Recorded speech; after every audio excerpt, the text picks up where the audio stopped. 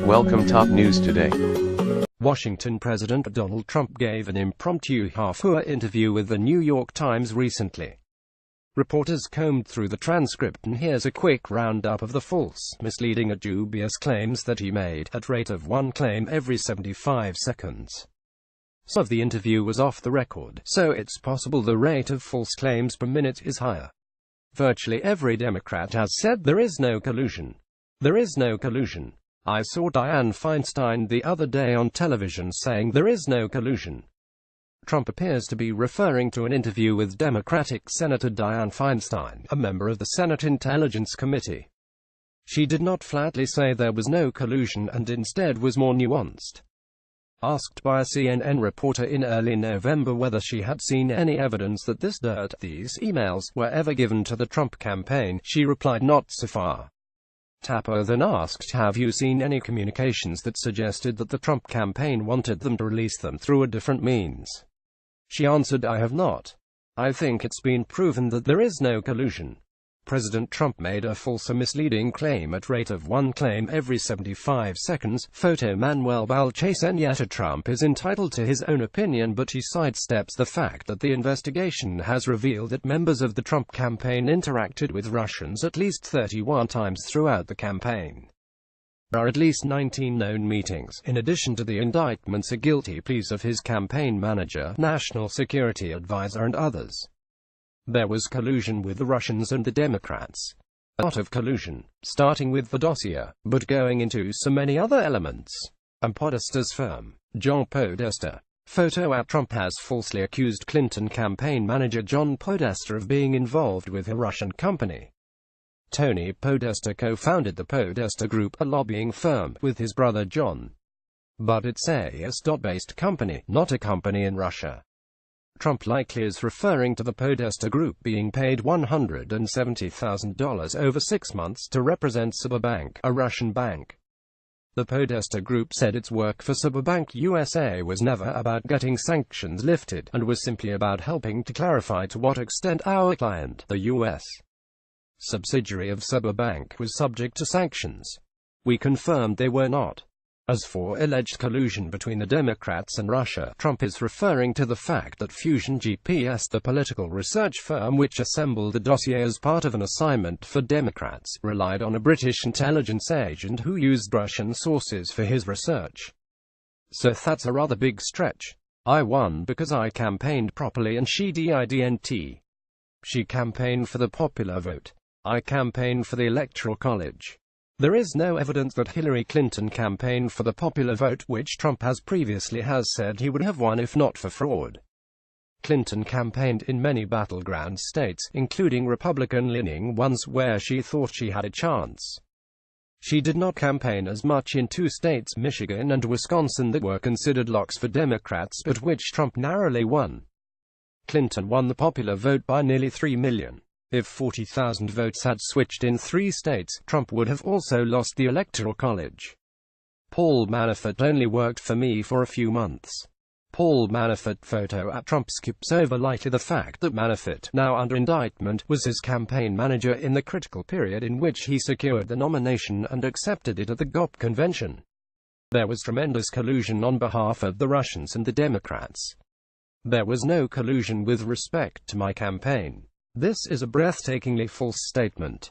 Little evidence has emerged of any collusion between the Democrats and Russia, whereas evidence has emerged of many contacts between Trump campaign officials and Russian-linked individuals.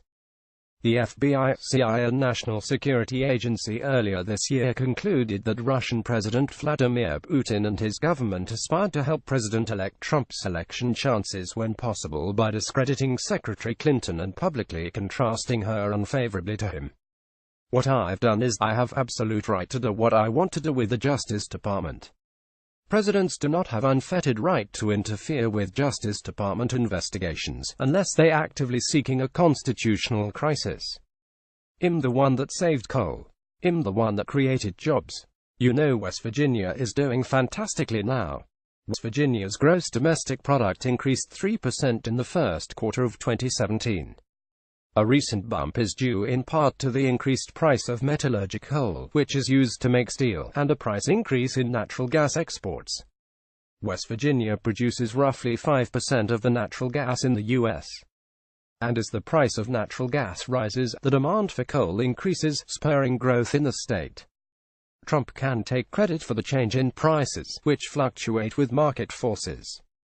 There is tremendous collusion with the Russians and with the Democratic Party, including all of the stuff with the "and then whatever happened to the Pakistani guy that had the two, whatever happened to this Pakistani guy who worked with the DNC." Trump echoes a conspiracy theory that a criminal case involving a Pakistani information technology specialist who worked for Rep.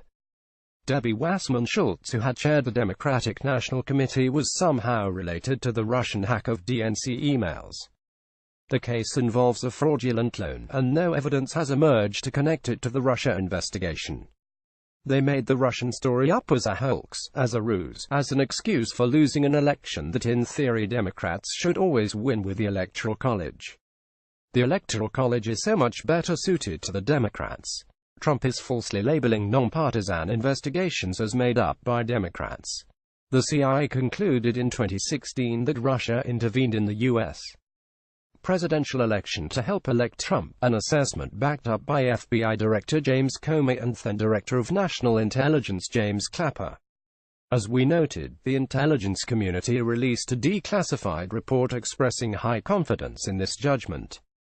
Senate and House committees led by Republicans have begun their own investigations, and a special prosecutor has been appointed.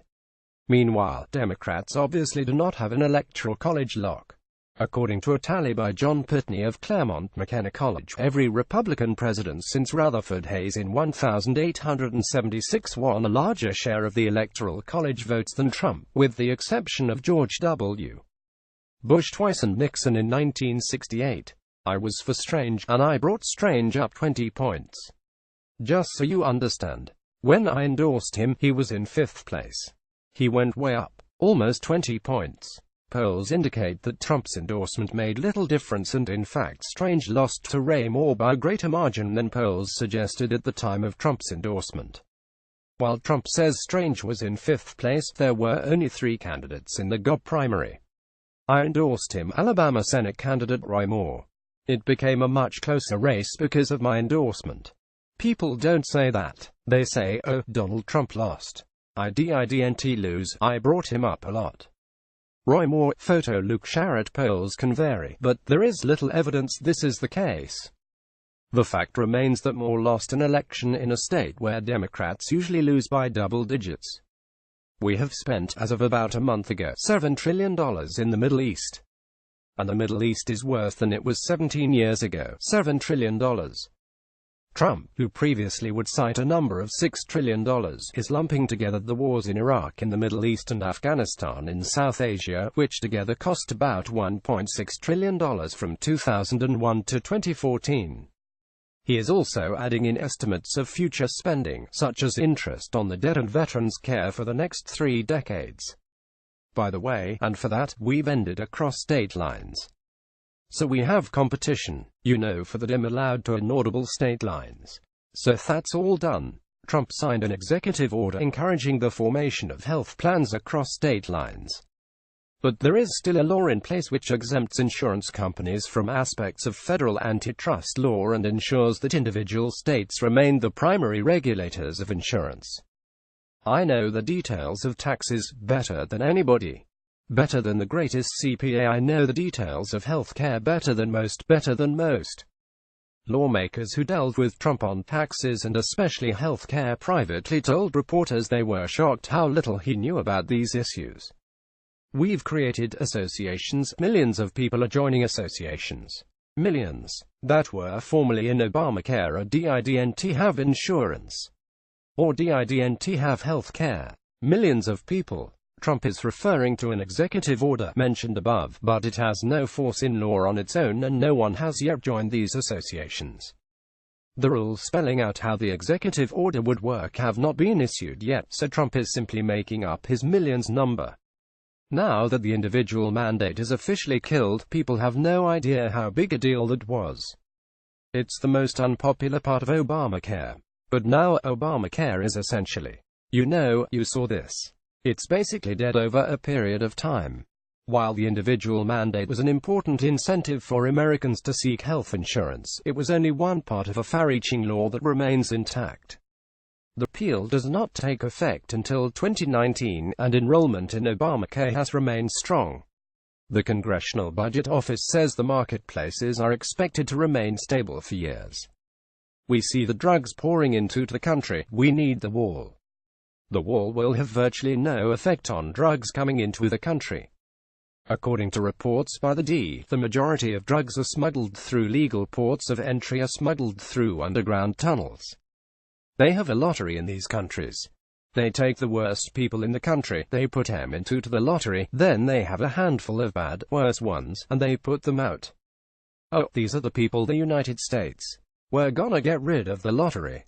This is a gross misrepresentation of the diversity visa program.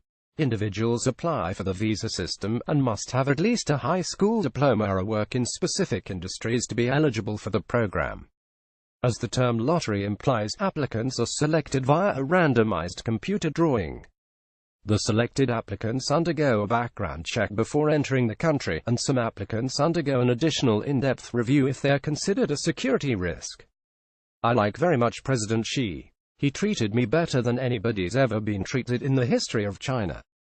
The Chinese put on a show for Trump, knowing he likes them, but this is a fairly ridiculous comment to make, especially given the limited interactions between the two men and China's 3,500-year history. This North Korea is a problem that should have been handled for the last 25 years. This is a problem, North Korea, that should have been handled for 25, 30 years, not by me. This should have been handled long before me. Long before this guy has whatever he has. Previous presidents, notably Bill Clinton and George W. Bush, made major efforts to rein in North Korea's nuclear ambitions. But the deals they struck did not stick. When I campaigned, I was very tough on China in terms of trade. They made last year, we had a trade deficit with China of $350 billion, minimum. The trade deficit in goods and services in 2016 with China was $310 billion. Trump often just cites the goods deficit, which was $347 billion, according to the U.S. Trade Representative. Under the Trump administration, the trade deficit with China has increased 7% so far in 2017. We lost $71 billion a year with Mexico, can you believe it? Trump, as is his practice, inflates the size of the trade deficit by only counting goods, not goods and services. The 2016 trade deficit with Mexico was $55 billion, according to the U.S. Trade Representative, $17 billion with Canada. Canada says we broke even. But they don't include lumber and they don't include oil. Oh, that's not my friend Justin. He says, no, we break even. I said, yeah, but you're not including oil, and you're not including lumber. When you do, you lose $17 billion. Canadian Prime Minister Justin Trudeau, photoing Han Guan in recounting a conversation with Canadian Prime Minister Justin Trudeau. Trump gets his facts quite wrong. Trudeau said Canada had a total trade deficit with the United States while Trump insisted it was the other way around. In reality, the U.S. goods trade deficit with Canada was $12.1 billion in 2016, but the U.S. services trade surplus with Canada was $24.6 billion in 2016, according to the U.S. Trade Representative. So Trudeau was right, according to U.S. government data. The Washington Post.